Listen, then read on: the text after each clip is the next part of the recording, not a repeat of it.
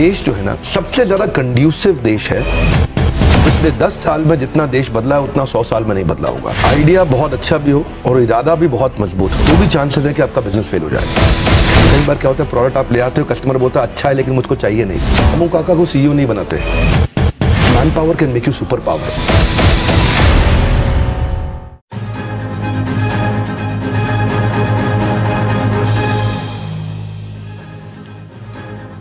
Hello and welcome to startup nation. आपके साथ मैं हूं विपिन भट्ट। स्टार्टअप नेशन के वीकेंड एडिशन में आपका स्वागत है। आज स्टार्टअप नेशन में आपके लिए कुछ स्पेशल है, कुछ खास। जाने माने motivational speaker, business leadership coach और बड़ा बिजनेस.com के फाउंडर विवेक बिंद्रा ने से हमने लिया है ढेर सारा स्टार्टअप ज्ञान। इस बातचीत को बहुत ध्यान से सुनिएगा क्योंकि इसमें हमारे स्टार्टअप गुरु ने बताए हैं एक सक्सेसफुल स्टार्टअप के सारे गुर। तो आप भी देखिए, सुनिए, समझिए और स्टार्टअप कीजिए।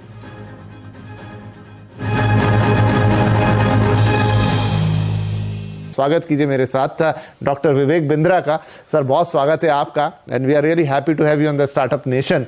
तो सबसे पहला सवाल मैं आपसे यही लेकर आता हूं कि जो इस समय देश का स्टार्टअप है या देश का यूथ है, उसके लिए अपॉर्चुनिटीज के जो रास्ते खुल गए आज, क्या वैसा कभी पहले माहौल देश में था या वैसे कभी मौके देश में थे? स्टार्टअप पे जो आपने प्रश्न पूछा, आज पहली दफा ऐसा हुआ है कि कैपिटलिज्म विदाउट कैपिटल का जमाना आया है। ये पहली बार ऐसा हुआ है। और दूसरा, हमारा देश जो है ना, मैक्रो इकोनॉमिक्स जो है उसके हिसाब से सबसे ज्यादा कंड्यूसिव देश है आने वाले समय में स्टार्टअप्स को बिल्ड करने के लिए। एंटरप्रेन्योरशिप बहुत जबरदस्त है यहाँ पे। रीजनल एंटरप्रेन्योर्स हैं, उनको ग्लोबल बनना बाकी रह गया है। मॉडल्स बिल्ड करने सीख रहे हैं, थोड़े चेंजेस ला करके उसको स्केल किया जा सकता है। जो पहले माहौल हुआ करता था उससे आज पिछले 10 साल में जितना देश बदला है उतना 100 साल में नहीं बदला होगा। राइट। स्टार्टअप्स के लिए बहुत कंड्यूसिव समय है सब। एक अच्छा आइडिया ज्यादा जरूरी है या एक मजबूत इरादा? क्योंकि बहुत सारे अच्छे आइडिया बिना इरादे के दम तोड़ देते हैं। एक्चुअली अगर मैं फंडामेंटली इसको आंसर करूं, आइडिया बहुत अच्छा भी हो और इरादा भी बहुत मजबूत हो तो भी चांसेस है कि आपका बिजनेस फेल हो जाए। ओके। क्योंकि फंडामेंटली आपको क्या चाहिए? आपको चाहिए कंज्यूमर की वो बर्निंग प्रॉब्लम जिसको आप सॉल्व करें, जो कस्टमर आपके बिना अपने आप सॉल्व ना कर पाए। ठीक है। पहला फंडामेंटल ये होना चाहिए। अगर आप दुनिया की कोई भी बेस्ट ऑर्गेनाइजेशन को देखें जिसने मोनोपोली क्रिएट करी है मार्केट के अंदर, उसने 2 प्रश्नों का उत्तर दिया है। पहला, कस्टमर की बर्निंग प्रॉब्लम क्या है। दूसरा, ऐसे कैसे सॉल्व करूं कि कस्टमर मेरे बिना अपने आप सॉल्व ना कर पाए। दूसरा थोड़ा लंबा स्टेटमेंट है तो रिपीट करूंगा, ऐसे कैसे सॉल्व करूं कि वो मेरे बिना अपने आप ना कर पाए सॉल्व। ओके। तो वहां से उसके बाद फिर उसको एग्जीक्यूट करने का समय आता है। उसके प्रोडक्ट्स लेने हैं, छोटा छोटा उसके MVP जिसको बोलते हैं मिनिमम वायबल प्रोडक्ट। MVP का साधारण भाषा में अर्थ हो गया कि क्या कस्टमर मुझको एडवांस देने को तैयार है जो मैं नया प्रोडक्ट लेके आ रहा हूं? क्या कस्टमर मुझको थोड़ा डिपॉजिट देने को तैयार है जो मैं प्रोडक्ट लेकर के आ रहा हूं? क्या कस्टमर लेटर ऑफ इंटेंट देने को तैयार है कि मैं आपसे खरीद लूंगा? क्या कस्टमर, क्योंकि कई बार क्या होता है, प्रोडक्ट आप ले आते हो, कस्टमर बोलता है अच्छा है लेकिन मुझको चाहिए नहीं। ये बात होती है। बिल्कुल।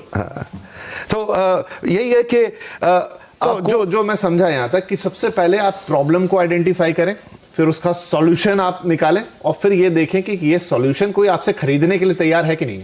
राइट। बहुत अच्छा है। खरीदने के लिए तैयार कस्टमर, हाँ, इन्वेस्टर नहीं अभी। हाँ, कस्टमर। पहले कस्टमर को खरीदने के लिए मेरी कंपनी भी आएंगे बाद में लोग, लेकिन पहले कस्टमर खरीदने को कितना जल्दी तैयार है वो बहुत इंपॉर्टेंट है।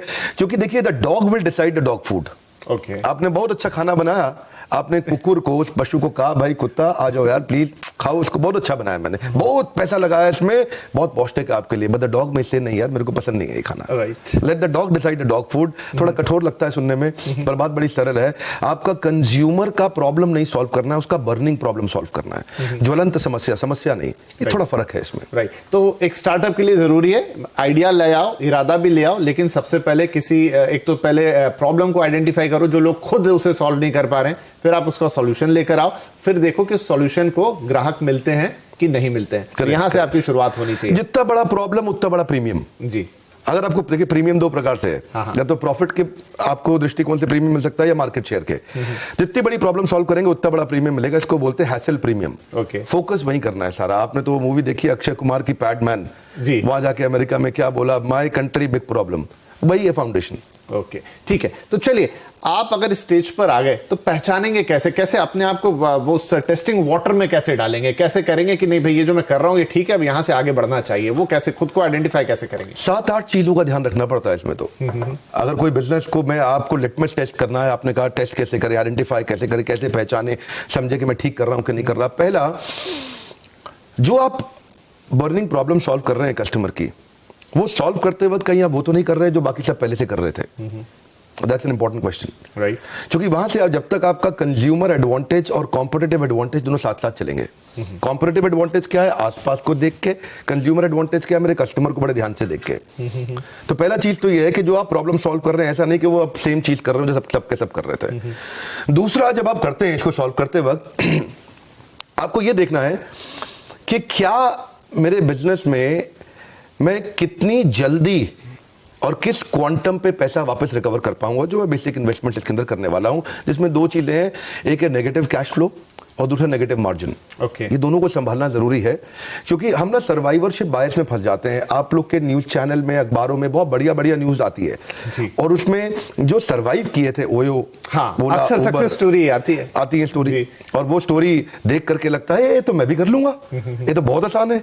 वो सर्वाइवरशिप बायस है। ओके, आप उसमें पीछे 10,000 लोगों ने ट्राई किया था तो एक आगे निकला है उसमें। उसको देख करके एकदम से अपने को नेगेटिव मार्जिन और नेगेटिव कैश फ्लो वाले बिजनेस में अचानक नहीं घुसना चाहिए। ओके, तो शुरू से, because expansion without margin is committing suicide.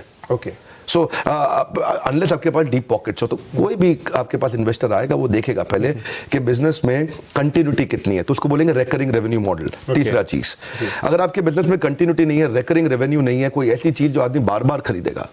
अब शेव जो है आपको रोज करनी है, आपने रोज स्टूडियो पे आना है विपिन जी, आप शेव किए बिना कैसे आएंगे? नहीं आ सकते। तो अब वो रेजर है जो उसके लिए जरूरी है, उसको रोज खरीदना है। क्या आपका प्रोडक्ट ऐसा है जो साल, 2 साल, 5 साल में एक बार लेगा, या फिर वो एक ऑप्शन है कि कंपल्शन है कस्टमर के लिए? बहुत इंपॉर्टेंट चीज है। राइट। आपका प्रोडक्ट एक ऑप्शन है कि कंपल्शन है? आपका प्रोडक्ट ऑक्सीजन है कि नहीं है? फिर इसके बाद ये देखना है जो आपकी जो मार्केटिंग कैंपेन है उसमें influencer, decider, buyer, consumer, initiator कौन कौन है, यानी कि आपका डिसीजन मेकिंग यूनिट कौन है। ऐसा ना हो कि आप जिसके साथ जिसको माल बेच रहे हो वो डिसाइडर ही ना हो, डिसाइडर उसके बिहाफ पे कोई और हो, तो पैसा ज्यादा खर्च हो जाएगा।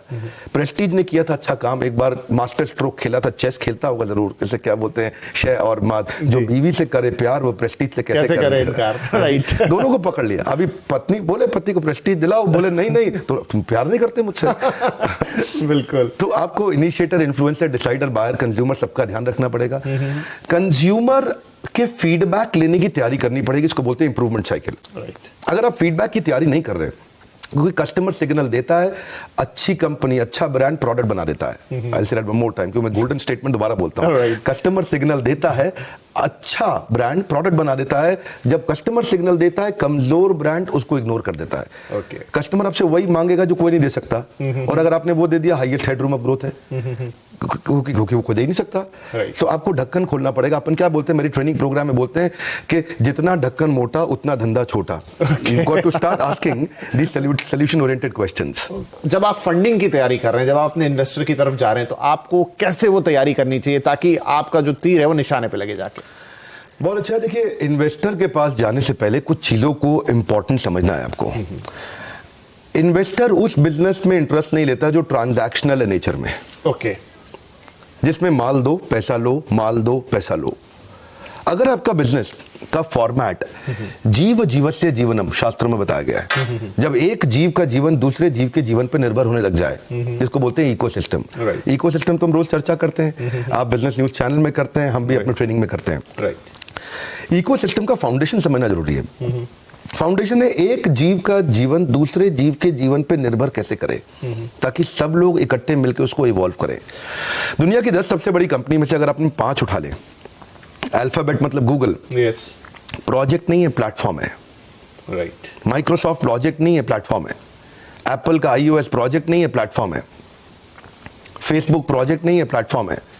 अगर आप दुनिया की 10 में सबसे बड़ी 5 कंपनी उठा लें तो सब प्लेटफॉर्म्स हैं। वो एक ऐसे इकोसिस्टम है जहां दूसरे लोग मेहनत कर रहे हैं, मल्टी साइडेड ट्रांजैक्शंस हो रही हैं, जिसमें डिसकनेक्टेड लोग कनेक्ट हो रहे हैं, अनकनेक्टेड लोग कनेक्ट हो रहे हैं, मल्टी साइडेड ट्रांजैक्शंस हो रही हैं।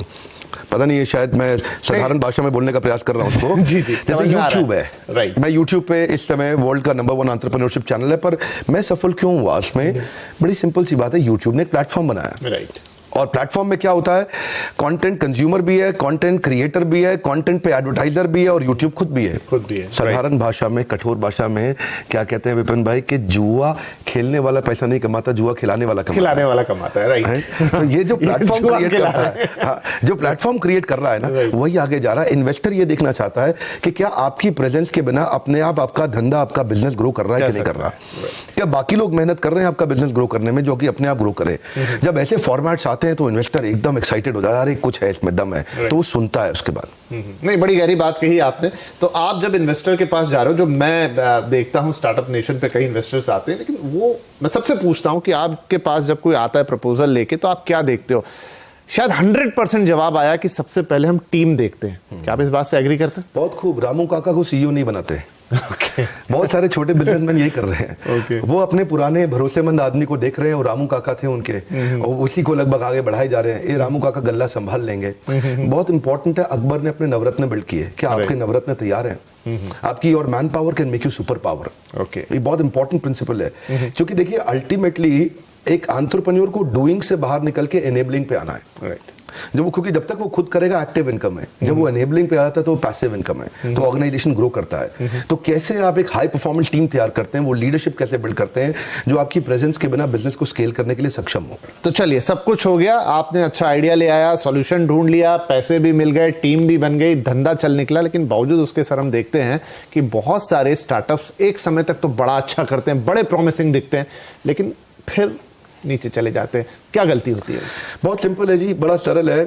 एक गोल्डन स्टेटमेंट है, याद रख लें। आज आपके माध्यम से चैनल पे मैं सबको कहना चाहूंगा, जिंदगी भर के लिए याद रखें, पहला प्रोडक्ट फाइनल प्रोडक्ट नहीं होता। Okay, I'll say that one more time. पहला प्रोडक्ट फाइनल प्रोडक्ट नहीं होता। हॉकी की स्टिक पहले नीचे आती है, बाद में ऊपर जाती है। जे कर्व जिसको बोलते हैं बिजनेस में, वो पहले नीचे आता है, बाद में ऊपर जाता है। कोई भी बड़ा ब्रांड जहां से शुरू हुआ था, आज वही प्रोडक्ट नहीं बेच रहा, सब इवॉल्व कर चुके हैं। कोई भी मोबाइल ऐप जो बढ़िया है, वो जो पहले आपने करी थी, उसके बाद कई नए वर्जन आ चुके हैं। इसको बोलते हैं इंप्रूवमेंट साइकिल। 3 प्रश्न चाहिए आपको, what went well, what went wrong, what could be improved. WCBI।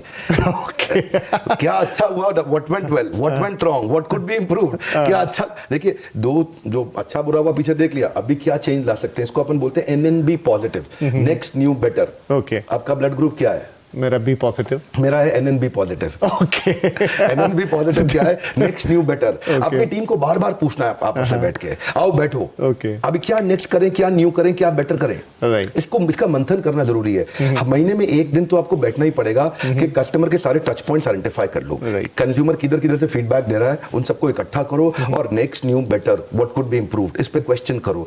कई बार यहीं से प्रोडक्ट बन के निकल के आएगा। प्रोडक्ट कंपटीशन को देख के नहीं बनाते, कस्टमर के सिग्नल को देख के बनाते हैं। कस्टमर क्या फीडबैक दे रहा है, फीडबैक को फीड फॉरवर्ड में कन्वर्ट करना है। Complain is a gift, catch it. Golden statement क्या है? Complain is a gift, catch it. आपको ये मानना ही पड़ेगा, आपका प्रश्न को मैं समराइज करता हूं, उत्तर को मैं, कि मानना ही पड़ेगा कि बिजनेस में प्रॉब्लम आएगी आएगी, बिजनेस फेल होएगा, क्योंकि पहला प्रोडक्ट फाइनल नहीं होता। तो इसलिए पहले पायलट एक्सपेरिमेंटेशन करिए, स्केल अप नहीं करिए, बिकॉज स्केल किल्स। राइट, एकदम स्केल नहीं करना कभी भी, स्केल किल्स। एकदम पट पट पट पट बिजनेस बड़ा करें। बड़ा बिजनेस में पहले बिजनेस खड़ा करेंगे, बाद में बड़ा करेंगे। हम आपका शुक्रिया कहेंगे, बहुत बहुत शुक्रिया कि आप स्टार्टअप नेशन में आए, आज हमारे स्टार्टअप गुरु बन के, और इस खास स्पेशल एपिसोड में आपने हमारी जो यंग एस्पिरेंट जनता है देश की, जो स्टार्टअप करना चाहती है, कुछ बड़ा करना चाहती है, उनको एक मजबूत इरादा दिया। बहुत बहुत शुक्रिया हमसे बातचीत करने।